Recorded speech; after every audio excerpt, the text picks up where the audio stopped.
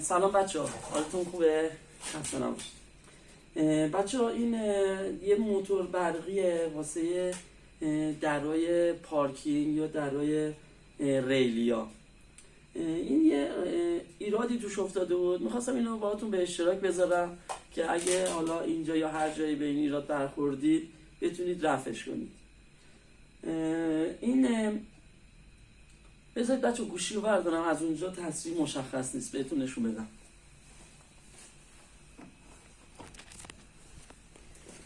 بچه ها نگاه کنید، داخل این بردش یه دیسپلی خیلی کوچیکی داره، اون گوش است.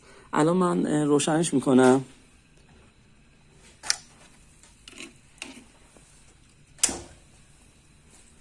خب این الان روشن. البته این دیسپلیش حالا آب خورده یا چیه، آسیبی که دیده نمایش نمیده. خب حالا ولی خطا رو نشون میده. نگاه کنید موقعی که شما میزنید ارور 2 میده. ارور 2 یعنی چی؟ یعنی هیچ باری به کنترلر ما وصل نیست. منظورم از بار همین الکتروموتوری که همین موتوری که اینجاست دیگه، واسه این چرخ دنده رو میچرخونه.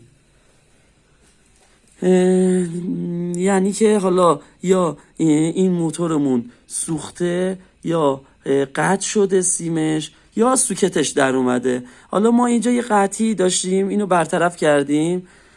من الان سوکتش رو در آوردم که این خطا رو به شما نشون بدم. میبینید الان موقعی که سوکت بهش وصل نباشه ارور 2 میده. حالا من سوکت رو بهش وصل میکنم، ببینید که ارور برطرف میشه. نگاه کنید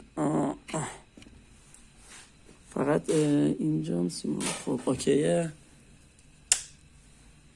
نکنید